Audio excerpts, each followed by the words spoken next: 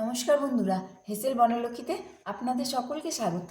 আজ আমি বানাবো রাঙা আলুর পায়েস। আর এই জন্য আপনারা স্কিপ না করে প্লিজ সম্পূর্ণ রেসিপিটি দেখুন আর এইরকম রাঙা আলুর পায়েস বানিয়ে নিন। রাঙা আলুর পায়েস বানাবার জন্য এখানে আমি 500 গ্রাম রাঙা আলু নিয়েছি। এই 4টে রাঙা আলু আমি খোসা ছাড়িয়ে গ্রেট করে নেব। এভাবে খোসাটা ছাড়িয়ে নেব। রাঙা আলুগুলো খোসা ছাড়িয়ে নিলাম, এখন এটা গ্রেট করে নিচ্ছি। এইভাবে গ্রেট করে নেব। সমস্ত রাঙা আলুটা গ্রেট করা হয়ে গেল। এটা এখন একটা আমি গামলায় নিয়ে নিলাম, আর সঙ্গে সঙ্গে এটা ধুয়ে নিতে হবে, না হলে লাল হয়ে যাবে। ভালো করে 2-3 বার জল পাল্টে পাল্টে ধুয়ে নিতে হবে। যতক্ষণ না আলুটা পরিষ্কার হবে ততক্ষণ ধুয়ে নিতে হবে, জলটা একবারে সাদা হয়ে যাবে।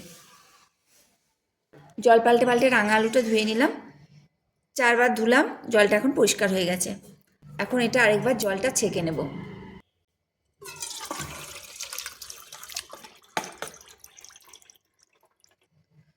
সম্পূর্ণ জলটা ঝরিয়ে নিলাম। পায়েস বানাবার জন্য এখানে আমি 1 কেজি দুধ জাল করতে দিয়েছি। দুধটা ফুটতে লেগেছে, এখন দুধটা ফুটিয়ে ফুটিয়ে কমিয়ে নেব। দিয়ে দিচ্ছি তেজপাতা, মাঝে মাঝে নেড়ে দিতে হবে। অন্য দিকে কড়াই চাপিয়ে নিয়ে নিচ্ছি 1 চামচ ঘি। ঘিটা ভালোভাবে গরম করে নিয়ে গ্রেট করা আলুগুলো ছেড়ে দিচ্ছি। এটা এখন খুব ভালো করে ভেজে নিতে হবে।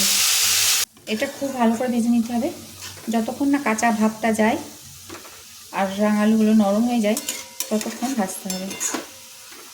এভাবে নেড়ে চেড়ে আলুগুলো খুব ভালো করে ভাজতে হবে। এই রাঙা আলু পায়েস আপনারা একাদশীতে বা যে কোনো ব্রত উপবাসে খেতে পারেন। 4 থেকে 5 মিনিট আলুটা খুব ভালো করে ভেজে নিলাম। আলুটা এখন নরম হয়ে গেছে, হাতে করে দেখে নেবেন একটু, একবারে নরম হয়ে গেছে। আলুটা আর ভাজবো না।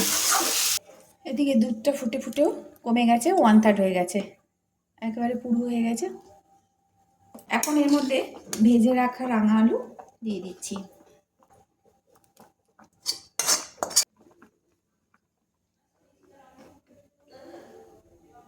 এখন দিয়ে দিচ্ছি চিনি, এ বাটির হাফ বাটি মতো দিলাম। চিনি দিয়ে ভালো করে মিশিয়ে নিতে হবে। এভাবে রাঙা আলু পায়েস বানিয়ে খেয়ে দেখুন, খেতে ছোট থেকে বড় অবধি সবারই পছন্দ হবে। রেসিপিটা যদি আপনাদের ভালো লাগে তাহলে প্লিজ লাইক, শেয়ার, কমেন্ট করবেন। যে সকল নতুন বন্ধুরা আমার রেসিপিটা দেখছে তাদের যদি ভিডিওটি ভালো লাগে তাহলে প্লিজ একটু সাবস্ক্রাইব করে দেবেন, আর পাশে থাকা বেল আইকন অবশ্যই প্রেস করবেন যাতে আমার নতুন নতুন ভিডিও আপনাদের মোবাইলে আগে পৌঁছায়। আর এইভাবে রাঙা আলু পায়েস বানিয়ে খেয়ে দেখুন, আর কমেন্ট করে বলুন কেমন লাগছে। রাঙা আলুটা দুধে দেওয়ার পর 5 মিনিট ফুটিয়ে নিলাম, এখন এটা নামিয়ে রাখতে হবে। এখন কড়াইয়ে নিচ্ছি অল্প একটু ঘি। ঘিটা গরম হলে কাজু ভাঙা এর মধ্যে ভেজে নিচ্ছি। কটা কাজু ভেঙে নিয়েছি। কাজুটা ভাজা হয়ে গেল, এখন এই কাজু ভাজাটা এই পায়েসের উপর ঢেলে দিচ্ছি। মিশিয়ে নিলাম। এই পায়েস অবশ্য গরম ভালো লাগে না, ঠান্ডা হওয়ার পর পরিবেশন করতে হবে। ফ্রিজে রেখে খেতে আরও ভালো লাগে। সব শেষে দিয়ে দিচ্ছি 1 চামচ গোলাপ জল, এতে পায়েসের সেন্টটা খুব ভালো হবে।